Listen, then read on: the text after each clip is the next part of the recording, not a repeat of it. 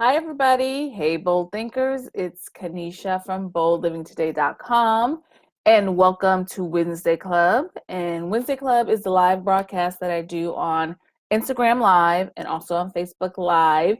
And we talk about things within our club around creativity, learning from and successfully navigating life transitions, untangling from things that keep us stuck or keep us small, get in the way of our boldness, and building and amplifying our boldness. And boldness is whatever that means to you, whatever you want to go for, whatever your time is now that you want to do, and the ways you want to live your life. So we can all be bold. So I'm excited to be back home in California. I had a great vacation last week with my family in Georgia. My parents live in Georgia. It was a relaxing yet busy week because we had some fun activities planned. It's nice to be a tourist with your parents in the area where they live and to explore new areas that they haven't been. And I also didn't get a chance to see some friends I had planned to see, which was a little disappointing, but I did not get overly upset with that just because I really was doing things I wanted to do. And sometimes you just can't fit it all in. And even last week when I did my pre-recorded broadcast of the Wednesday Club in the middle of the hubbub of family time, it was fun to, kind of showcase how I actually take care of myself, how I actually do my work when I'm quote unquote on the road and stay connected with the Bold Living Today community, because I think it's important to just, show how you get things done, because a lot of times there's all this smoke and mirrors on Facebook, and I just like to show the real deal as much as possible. So yeah, that was a really great break. So I had some questions that came up during not came up during, but that people sent to me after seeing the broadcast. So I want to talk about those before we get into today's topic for episode 14. So last week in the pre-recorded broadcast of episode 13 for Wednesday Club, I talked about self-care while being on vacation, self-love habits, the art of being cozy, hygge, and then the holiday guide.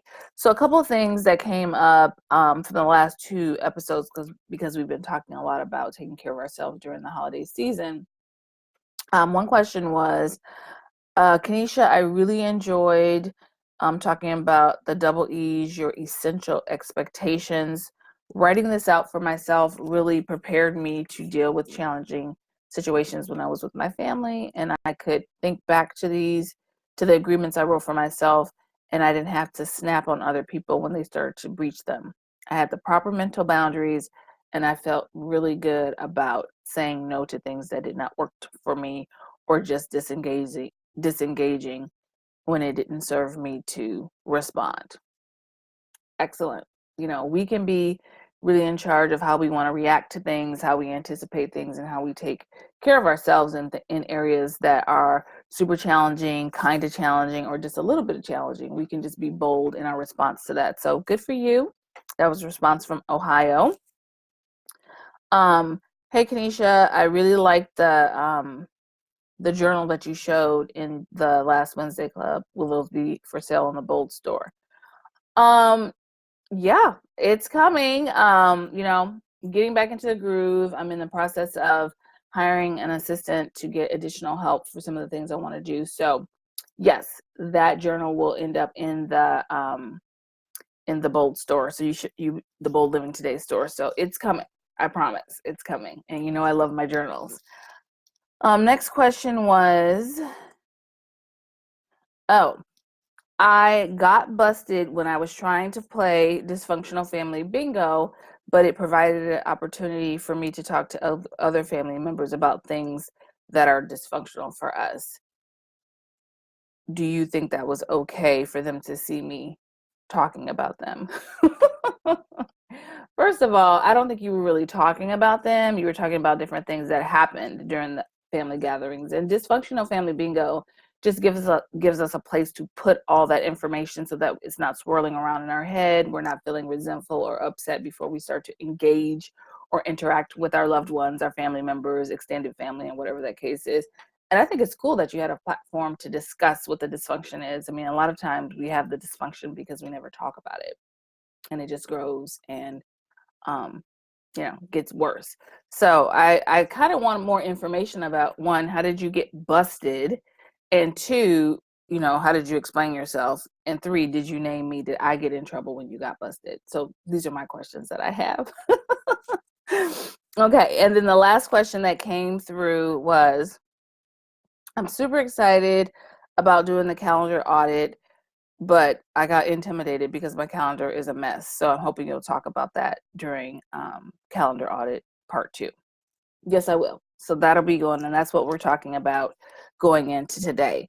So one of the things that I think is super important about doing a calendar audit is to just remember that it's data. You're collecting data so that you can get an idea of what has gone on for you, and then you can make more informed decisions going forward, really understand your priorities, really understand your productivity, how you work, and so that you can do better around that and get the right support structures around you. So it's not a grade, so to speak. It's not a final exam for the calendar year, but it's a really good way for you to assess on your own terms, how you're doing with your calendaring. So, in episode 11, I outlined the first part of the calendar audit. And this week I reposted just that segment of episode 11, just so if people wanted to catch up to get prepared for today. But all the information for part 1 of the calendar audit is in episode 11 for Wednesday Club. And you can find all that on my YouTube channel. You can just go to boldlivingtoday.com and there's a little YouTube icon, or you can get all the episodes because they stay, until I delete them, they stay on Facebook at Kanesha Baynard Coaching. Because on Instagram Live, they go away after 24 hours, but you can always get them on the YouTube channel and on Kanesha Baynard Coaching Facebook. So the first part of the calendar audit was for you to review your calendar and go through and make a list of like major events, whether it was around life, it was around parenting, it was around your job, career, around a big project, and just categorize and see how you spent the time doing those. And I suggested that you make a list and that you get a marker or a highlighter to color code and make your own categories. So that's just the preview, but it's all in detail in episode 11. And then today in episode 14 of Wednesday Club, I'm going to talk about what to do with that information. And I just want to go back and reiterate, I've talked a lot about my program, the Focus Protocol, and this is where I do my workshops and some keynote presentations about it. And I talk about people's productivity profiles. I did a big talk in September of this calendar year for a women's group. I'm doing another talk on the Focus Protocol in April in Bakersfield, California in 2020. So, talking about productivity and what it means individually is super important, because I think a lot of times we all, including myself, get so busy in just doing things and we don't really understand how we work best, how we organize ourselves, how we have mental conversations with ourselves, and how that plays out in us executing our work and getting it done. So this is why a calendar audit is so important. And the other piece that I think is really important for a calendar audit at this time of year is some people are really enjoying that the calendar year is coming to an end, and other people are freaking out. Like, it's almost January, I haven't done XYZ, everybody else is doing so much better than I am, or doing more than I am, or more successful than I am, or whatever the comparison trap comes up. And I think a lot of times we forget some of the things that we've done because, the lead year is 12 months, 52 weeks. So we've been in the game doing things. And sometimes we forget what that is, what it looked like, what it took, what type of energy we put forth. So the audit is just another way to also inform yourself of, hey, I've been doing stuff. Maybe some of it's been successful. Maybe some of it has been really important lessons, strong lessons, like, ooh, don't ever do that again lessons. And that's life. That's a part of it. And we have to look at our own data. But this is why it's on your own terms. This is your self-assessment, so that you can choose to look at it through a lens of self-compassion and then decide what you want to do next. But you can be informed about what you want to do next. Okay. So when I talk about the focus protocol, it's really about having the right focus for you. So very individualized, outlining and outsourcing. So outlining what you want to do, how to outsource that. A lot of us have big, bold plans. We cannot get it all done by ourselves. It doesn't mean we have to have a big budget to get it done, but sometimes, we need to know who is on our team and who we can lean on or work with, or get additional support, mentoring, coaching, whatever the case may be, to get those things done. So outlining and or outsourcing, and then creating systems to streamline, and then untangling from the areas that get us stuck or that are time sucks, that waste our time. Super important. I'll talk a lot about that. And then, of course, the systems. I said streamline. I should have just said streamline and then get to the systems. So it's super important. And a lot of my one-on-one clients that I work with, and these are women in transitions, typically creative women who, are writers, artists, musicians, fellow coaches or consultants, educators. I love my educators because I'm an educator. And then the teens I work with, a lot of times, they don't have systems for getting things done. They know they want to get things done. They're very capable to get things done, but they don't have the right systems in place to carve out the right amount of time. So this is why I'm always talking about productivity, not just time management, productivity that leads to time management. So one thing that is really kind of like a cathartic thing is to look at your data. What does your data show? What did you learn from your data? And so I was doing the calendar audit for myself and in preparation for this. And one of the things that I saw when I did my calendar audit, when I wrote all my different things down and all of that, these are the 3 areas that were really important to me, or that the data showed. 1, I invest a lot of time in my own learning. I am obsessed with book talks. I go to as many book talks as my schedule will allow. And if the Bay Area had better public transportation, I probably would be up at San Francisco probably a couple times a week, because there's lots of lectures and book talks that are going on up there. But it's just too hard to get up there during a weekday. And, I have a whole child I have to pick up and take to different things, and carpools and dinners and things like that. So, that really limits me. But, I spend a lot of time investing in my education. 2, I spend way too much time doing some of the administrivia tasks for my business, uploading different things, getting things curated, organized, and all that. And it's all organized, and it's beautiful spreadsheets and stuff like that. But I'm learning that I'm using up a lot of my time that I could be, writing books, writing tools, coaching people, doing those things. So that's part of the reason that I know I need to get an assistant to help me, like ASAP. So I'm in the process of interviewing people for that, because once I saw that data, I was like, got to make a bold change. And the third thing that I saw is that I really prioritize my time with my friends, my girlfriends, to fill me up. I mean, I'm in the job where it's a lot of output of supporting people, of building curriculum, of designing things. So that's a lot of output. So where am I getting my, refueling and putting things in? So I noticed that I have made the right amount of time to do that in 2019. And I've talked about this before. 2017 was a super successful business year, but personally, for myself, individually, personally, I was so exhausted. I was so burned out. I was so stressed out. I know some of it was due to the election, but I did not put the right things in place to take good care of myself during that time. So that, by the time 2018 arrived, I was just like, dragging myself across the finish line to get to the new calendar year. And I don't feel that way this year, because, calm was my word for 2018, because I needed to calm, CTFD, calm down.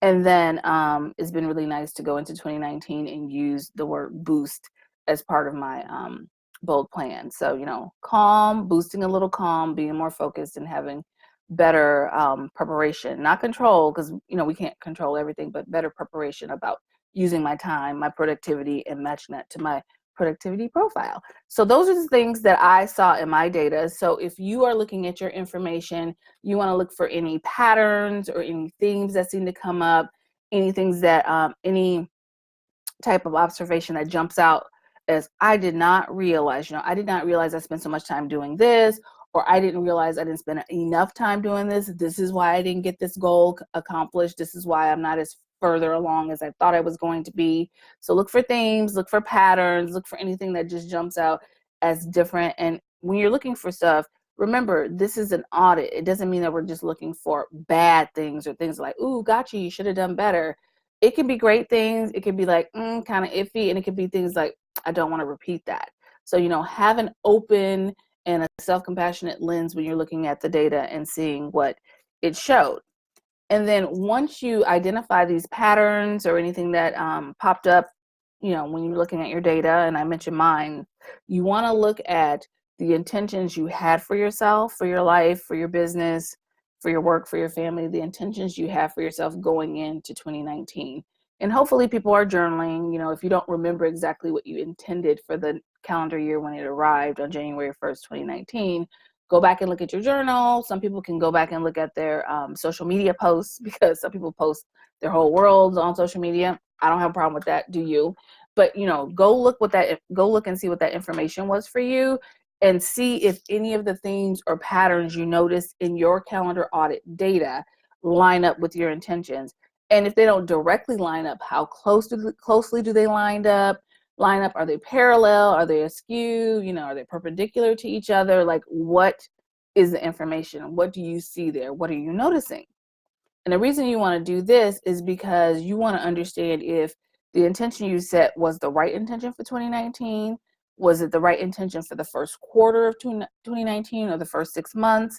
Did your intention shift because you noticed this happened in the middle of the year with your data? This is a really great way for you to be informed instead of just guessing or second guessing yourself. You have all the information laid out. You can look at it clearly and get a sense of your intentions match with what you were doing for the calendar year.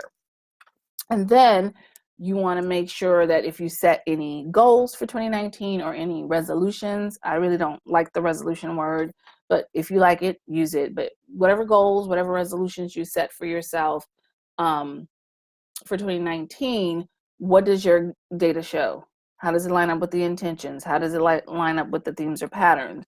And this will give you a chance to really understand how well you listen to yourself, as opposed to listening to outside influences or supporters, haters, whatever the case is, because we really need to understand how we're, doing our world, taking care of ourselves, living our lives. And so that's how you really take a moment to analyze the data. Now, when I'm working with a client, I have this long protocol that I will sit down with my clients and go over different things with them. I have a set of questions, and we really take a time to look at it, and then map that onto, I have a curriculum called the Bold Living Today Diet, and that's what I taught in January at the Vision Board Party. And we really have a set of tools that go with that. We have a quarterly map that we do. We have guiding questions for each month. We have reflective questions for the end of each quarter. So then we map all that information onto it. And, it's pretty robust because it's designed to support you for an entire calendar year. And it's also designed to make you stop and pause at the end of each month so that you're making sure you're focused on the right things, because it's so easy to get distracted and we get busy doing things that we think we should be doing, when actuality is just a form of productive procrastination getting in the way of our goals. So once you've done the analysis and looked at your intentions for 2019 and how all that links up with your goals for your goals and resolutions for 2019, you want to take a final look and see how it links up with your values that you had for the stage in your life, whether it's, where you are in your career, where you are in your business, where you are as a parent, where you are at your age, whatever your criteria is, and you get to set it. It's not up to me what criteria you are basing this on, but I feel like we get to set our own success markers. We get to set our own milestones based on whatever is important to us. Right now in my life, my success markers are all around making sure my older child is doing well in college and going forward in what she wants to do. So how can I be a support to her? My husband is just, knocking it out of the box with his career, and he is super busy and he is traveling. And we've made the agreement that I'm going to hold it down real tight at home. These are the times that make me miss my mother-in-law when she used to live with us in Colorado, because it's a lot to do. But because I know that, then I have aligned my work schedule so that I still have time to take care of myself. I'm not overtaxed because I know I only have so much time. So having these conversations are super important. So you make your success markers and you see how that aligns with your goals, your intentions, and then, of course, your values. And my values are all about taking care of myself, taking care of my marriage, and taking care of my family, and then my business, in that order. Myself, my marriage, my family, meaning my kids, and then my business. So I looked at my values. And then, of course, you will see where your time went. If you are super productive, like I need an assistant because I try to get way too many things done with the amount of time I have. I know how much time I have, and I'm telling you, sometimes I just get up and I hit the ground running, and I really try not to mess with my journaling morning routine and doing my stretches and things like that. And so putting those things on my calendar, having them bright red, like these are non-negotiables, things that are non-negotiable that I must do. I don't care. There needs to be a hurricane, a tornado or earthquake to make me mess around with my red marked things on my calendar. So my wellness has been marked in red so that when I'm in that mindset of I have to get as much done as possible, that red on my calendar will make me pause. So I always have to do my journaling, spend the time with my son in the morning, getting him going, and, keeping my workout important. Like this morning, it's raining in California. People don't really like rain here. At least that's what I hear. Like, oh my gosh, it's raining. It's not that much rain. And even I told my friend, I'm like, we're walking today. We might not walk for a whole hour. We're going to walk for at least 45 minutes. Put on your waterproof outerwear and we're going. And she was like, oh, I really had not planned to walk today. And we walked and she thought it was great. And I thought it was great, but we are holding each other accountable. And that was in red on my calendar. So I was like, we're walking, rain or shine. It's not snow. I'm from Wisconsin. I mean, if it's not 30 below, it's fine. There's no wind chill. Okay, I know I'm getting off track. So let me go back to this. So you can look at where your time went, how you were spending it, and how productive you were. And if you know your productivity profile, you can see how your actions, the things that you were focused on during the calendar year, were really aligned to that. And then what do you need to do in order to prepare for the next calendar year?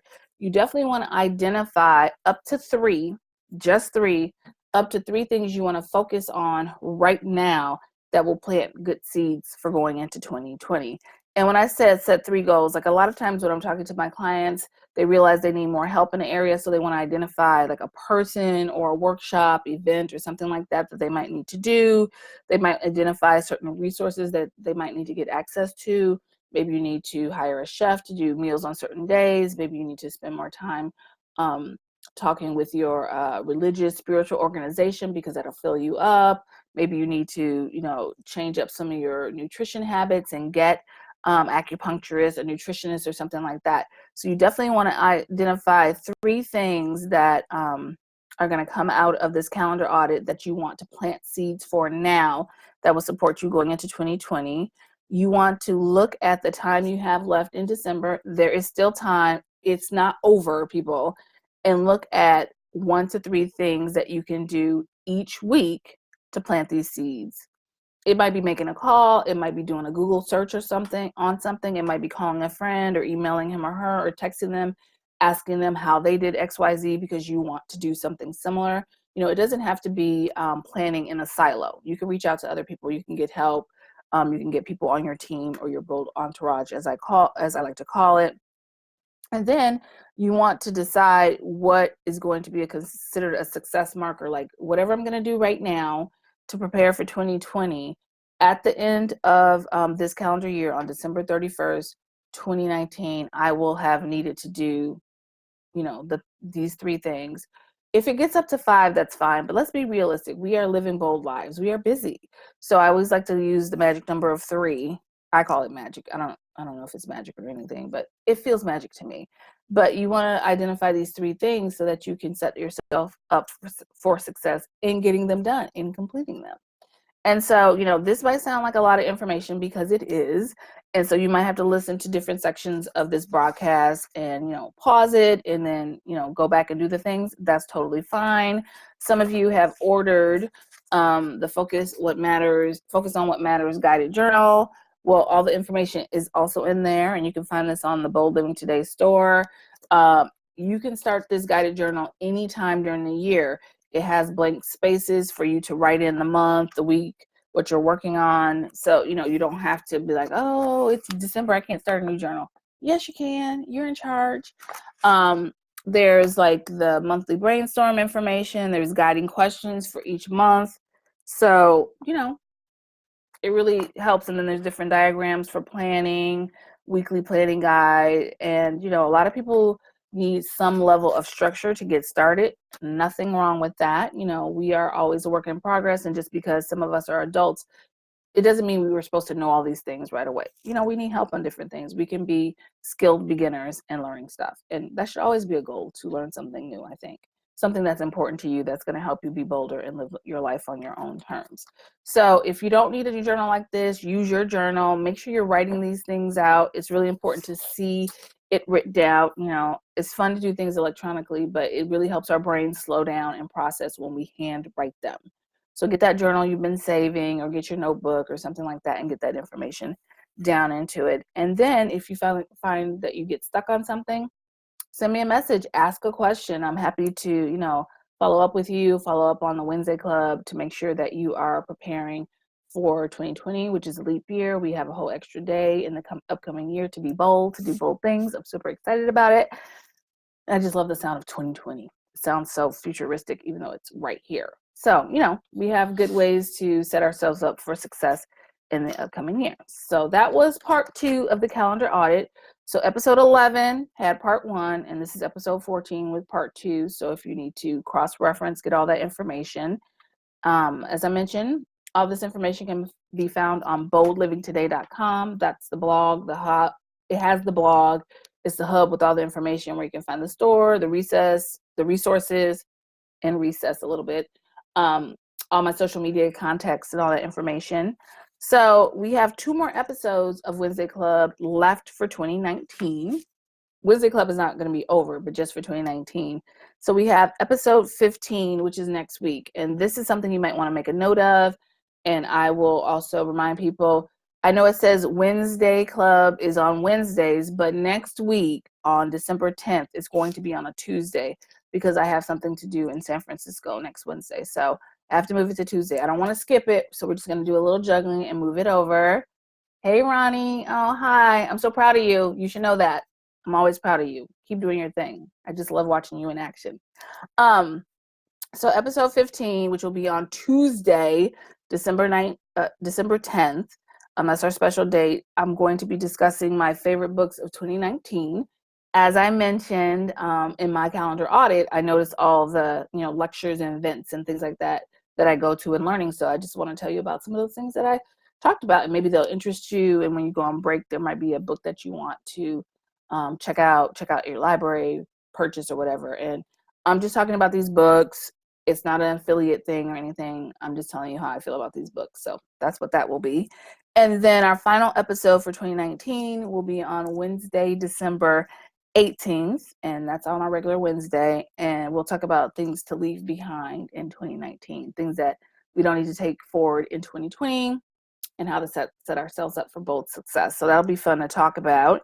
And then I'll go on break, and then we will come back to Wednesday Club regular broadcast on January 8th, 2020. And I will post reminders about this, but some people are future ready and big planners, and they like to know what comes ahead, because I am that way. So I thought it was important to share that with you today. So I hope you liked today's episode. As always, you can fill out the survey to suggest topics. I love when people ask questions or respond to something, because this is our time to have an idea, thought exchange, and to support each other and to get bolder. So have a good day, everybody. I'm about to go out into the rain. I have to go check on a venue for January vision board party that's going to be at a spa.